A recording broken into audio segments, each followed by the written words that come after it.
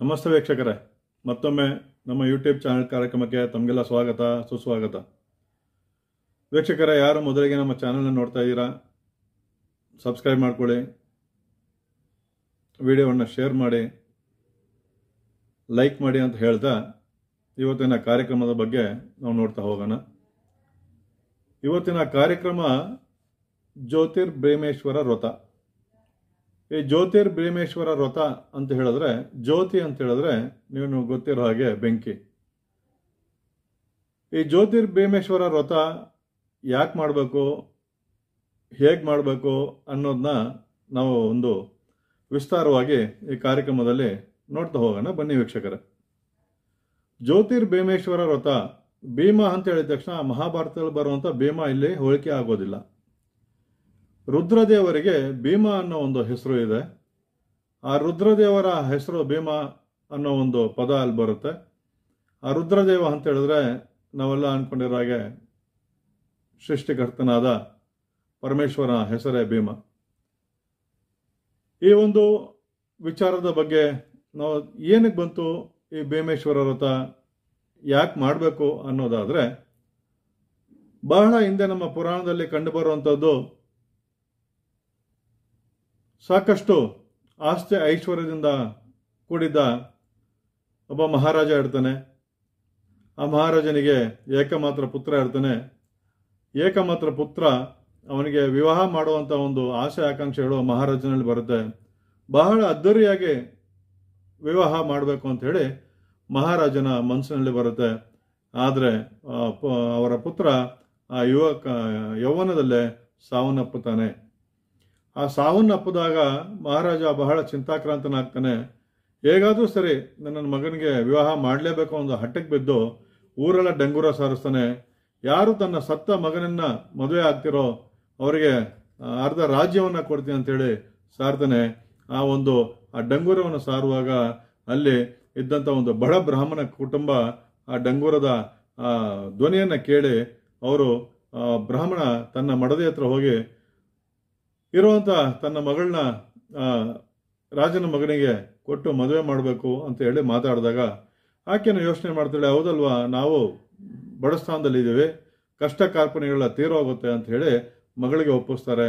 ಆ ಮಗಳು ಆ ಸತ್ತಂತಹ ಮಹಾರಾಜನ ಜೊತೆಯಲ್ಲಿ, ಅಂದರೆ ಕಳೆಬರದ ಜೊತೆಯಲ್ಲಿ ಮದುವೆಯನ್ನ ಮಾಡ್ಕೊತಾರೆ.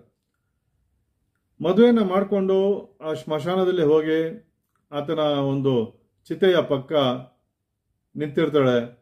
ಆ ಚಿತೆಯ ಪಕ್ಕ ಅವ್ರು ನಿಂತಿದ್ದಾಗ ಜೋರಾದ ಮಳೆ, ಗಾಳಿ, ಗುಡುಗು, ಸಿಡ್ಲೆಲ್ಲ ಬರುತ್ತೆ. ಆಗ ಅಲ್ಲಿ ಯಾರೂ ಉಳಿಯೋದಿಲ್ಲ, ರಾಜರು ಉಳಿಯೋದಿಲ್ಲ, ಯಾರೂ ಉಳಿಯೋದಿಲ್ಲ. ಎಲ್ಲರೂ ಸಹ ತಮ್ಮ ತಮ್ಮ ಮನೆಗೆ ಹೊರಟೋಗ್ತಾರೆ. ಸಂಜೆ ಆಗಿರುತ್ತೆ ಆ ಸಮಯದಲ್ಲಿ. ಆಗ ಆ ಚಿತೆಯ ಮುಂದೆ, ಅಂದರೆ ಆ ಒಂದು ಹೆಣದ ಮುಂದೆ ಈಕೆ ಒಬ್ಳೇ ಇರ್ತಾಳೆ.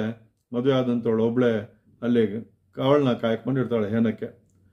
ಆಗ ಅವಳಿಗೆ ಹೊಳೆಯುತ್ತೆ, ಹೌದು, ತನ್ನ ತಾಯಿ ಅಂದರೆ ಈ ಆಷಾಢ ಮಾಸದ ಕೊನೆಯಲ್ಲಿ ಬರುವಂತಹ ಅಮಾವಾಸ್ಯೆಯನ್ನು ನಾವು ಭೀಮನ ಅಮಾವಾಸ್ಯೆ ಅಂತ ಹೇಳಿ ನಾವು ಕರಿತೀವಿ.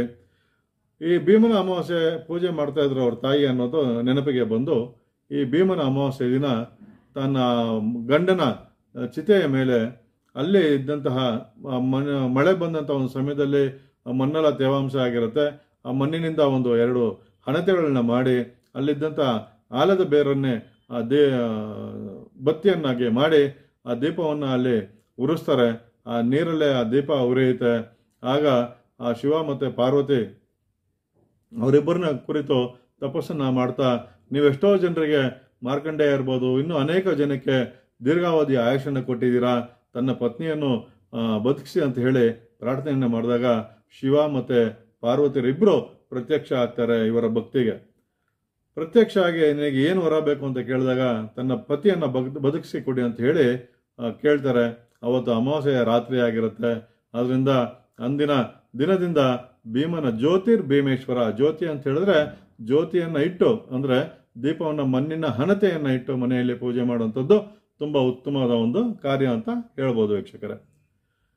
ಹಾಗೆ ಈ ಜ್ಯೋತಿರ್ಭೀಮೇಶ್ವರ ವ್ರತದ ಬಗ್ಗೆ ನೀವು ತಿಳ್ಕೊಂಡ್ರಿ. ಆಗ ಶಿವ ಮತ್ತು ಪಾರ್ವತಿ ಪ್ರತ್ಯಕ್ಷರಾಗಿ ತನ್ನ ಗಂಡನನ್ನ ಬದುಕಿಸ್ಕೊಡ್ತಾರೆ. ಆ ಅವತ್ತಿನಿಂದ ಈ ಒಂದು ಕತೆ ಪ್ರಚಲಿತಕ್ಕೆ ಬರುತ್ತೆ. ಅನೇಕ ಮಹಿಳೆಯರು ಪೂಜೆಯನ್ನು ಮಾಡ್ತಾ ಬರ್ತಾರೆ.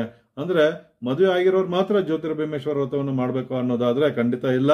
ಅವಿವಾಹಿತ ಯುವತಿಯರು ಸಹ ಈ ಒಂದು ಪೂಜೆಯನ್ನು ಖಂಡಿತ ಮಾಡಬಹುದಾಗಿದೆ. ತನಗೆ ಒಳ್ಳೆ ವರ ಸಿಗಲಿ, ಒಳ್ಳೆ ಭೀಮಕಾಯನಾದ ಶಕ್ತಿವಂತನಾದ ಒಂದು ಗಂಡ ಸಿಗಲಿ ಅಂತ ಹೇಳಿ, ಅಷ್ಟ ಐಶ್ವರ್ಯಗಳಿಂದ ಕೂಡಿರುವಂಥ ಒಂದು ಗಂಡ ಸಿಗಲಿ ಅಂತ ಹೇಳಿ ಪ್ರಾರ್ಥನೆ ಮಾಡ್ಕೊಳ್ಳುವಂಥ ಒಂದು ದಿನ ಈ ಭೀಮನ ಅಮಾವಾಸ್ಯೆ. ಈ ಭೀಮನ ಅಮಾವಾಸ್ಯೆ ದಿನ ಶಿವನ ದರ್ಶನವನ್ನು ಮಾಡಬೇಕಾಗತ್ತೆ. ಶಿವನ ಮತ್ತು ಪಾರ್ವತಿಯ ದರ್ಶನವನ್ನು ಮಾಡಿ ತಮ್ಮ ತಮ್ಮ ಇಚ್ಛೆಗಳನ್ನ ಆ ಶಿವನಲ್ಲಿ ಕೋರಿಕೆಯನ್ನು ಸಲ್ಲಿಸಿ ಬಂದರೆ ಖಂಡಿತವಾಗಿ ತಮ್ಮ ಇಚ್ಛೆ ನೆರವೇರುತ್ತೆ ಅಂತ ಹೇಳಿ ನಮ್ಮ ಪುರಾಣದಲ್ಲಿ ಕಂಡು ಬರ್ತಾ ಇದೆ. ಹಾಗೆ ಶ್ರೀ ವರದರಾಜೇಶ್ವರ ಸ್ವಾಮಿಯ ಶಿವಾಲಯದಲ್ಲಿ ಪ್ರತಿ ಅಮಾವಾಸ್ಯೆಯ ದಿನ ನಡೆಯುವಂತಹ ಮಹಾಪ್ರತ್ಯಂಗರ ಹೋಮದಲ್ಲಿ ತಾವೆಲ್ಲ ಬಂದು ಪಾಲ್ಗೊಂಡು ಅಲ್ಲಿ ಬಂದು ಕೂಷ್ಮಾಂಡ ಆರತಿಯನ್ನು ಮಾಡೋದ್ರಿಂದ ಖಂಡಿತವಾಗಿ ಅನೇಕ ಜನರು ತಮ್ಮ ತಮ್ಮ ಕಷ್ಟಗಳನ್ನ ನಿವಾರಣೆ ಮಾಡಿಕೊಂಡಂಥ ಉದಾಹರಣೆಗಳು ಸಾಕಷ್ಟು ನಮಗೆ ಕಂಡು ಬರ್ತಾ ಇದೆ. ಅನೇಕ ವಿಡಿಯೋಗಳನ್ನ ನಿಮ್ಮ ಮುಂದೆ ಶೇರ್ ಮಾಡ್ತಾ ಇದ್ದೇವೆ. ಅದೇ ರೀತಿ ಪ್ರತಿಯೊಬ್ಬರು ಬನ್ನಿ ಈ ಭೀಮನ ಅಮಾವಾಸ್ಯೆಯ ದಿನ ಶ್ರೀ ವರದರಾಜೇಶ್ವರ ಸ್ವಾಮಿಯ ಶಿವಾಲಯದಲ್ಲಿ ನಡೆಯುವಂತಹ ಪ್ರತ್ಯಂಗರ ಹೋಮದಲ್ಲಿ ಪಾಲ್ಗೊಳ್ಳಿ. ಪ್ರತ್ಯಂಗರ ಹೋಮದಲ್ಲಿ ಪಾಲ್ಗೊಳ್ಬೇಕಿದ್ರೆ ನೀವು ಮನೆಯಿಂದ ಬರಬೇಕಿದ್ರೆ ಒಂದು ಅರ್ಧ kg ಒಣಮೆಣಸಿನ್ಕಾಯಿನ ತಗೊಂಡು ಮನೆಗೆ ಒಂದು 3 ಇಡೀನ ಸುತ್ತಿ, ಅಥವಾ ಅಲ್ಲಿ ಯಾರಾದರೂ ಅನಾರೋಗ್ಯ ಪೀಡಿತರಾಗಿದ್ದರೆ ಅವರಿಗೆ ಒಂದು 3 ಸತಿ ಅವ್ರನ್ನ ಇಳೆ ತೆಗೆದು ನೀವು ಬಂದು ದೇವಸ್ಥಾನದಲ್ಲಿ ಒಂದು ಚೀಟಿಯನ್ನು ಮಾಡಿಸಿ ದೇವಸ್ಥಾನಕ್ಕೆ 900 ರೂಪಾಯಿ ಕಾಣಿಕೆಯನ್ನು ಕಟ್ಟಬೇಕಾಗತ್ತೆ. ಕಟ್ಟಿ ನೀವು ಹೋಮದಲ್ಲಿ ಪಾಲ್ಗೊಂಡಿದ್ದೆ ಆದರೆ ಅನೇಕ ಜನರು ಒಳಿತನ್ನ ಕಂಡಂತಹ ಉದಾಹರಣೆಗಳು ನಮಗೆ ಕಂಡು ಬರ್ತಾ ಇದೆ. ಈ ಭೀಮನ ಅಮಾವಾಸ್ಯೆ ಇರೋದ್ರಿಂದ ಶಿವನ ದರ್ಶನ ಮಾಡಬೇಕು, ಶಿವನ ಒಂದು ಆಶೀರ್ವಾದನ ಪಡಿಬೇಕಾಗತ್ತೆ. ಅದರಿಂದ ತಾವೆಲ್ಲರೂ ಬನ್ನಿ ಶ್ರೀ ವರದರಾಜೇಶ್ವರ ಸ್ವಾಮಿಯ ಶಿವಾಲಯಕ್ಕೆ ಬನ್ನಿ. ಅಲ್ಲಿ ಈ ಭೀಮೇಶ್ವರ ವ್ರತವನ್ನು ಖಂಡಿತ ನೀವು ಅಲ್ಲಿ ಬಂದು ಆಚರಣೆ ಮಾಡ್ಬೋದು ಅಂತ ಹೇಳ್ತಾ ಈ ಕಾರ್ಯಕ್ರಮನ ಮುಗಿಸ್ತಾ ಇದ್ದೀನಿ. ಮತ್ತೆ ನಿಮ್ಮ ಭೇಟಿಯ ಮುಂದಿನ ಕಾರ್ಯಕ್ರಮದೊಂದಿಗೆ. ಅಲ್ಲಿವರೆಗೂ ಧನ್ಯವಾದಗಳು ವೀಕ್ಷಕರೇ.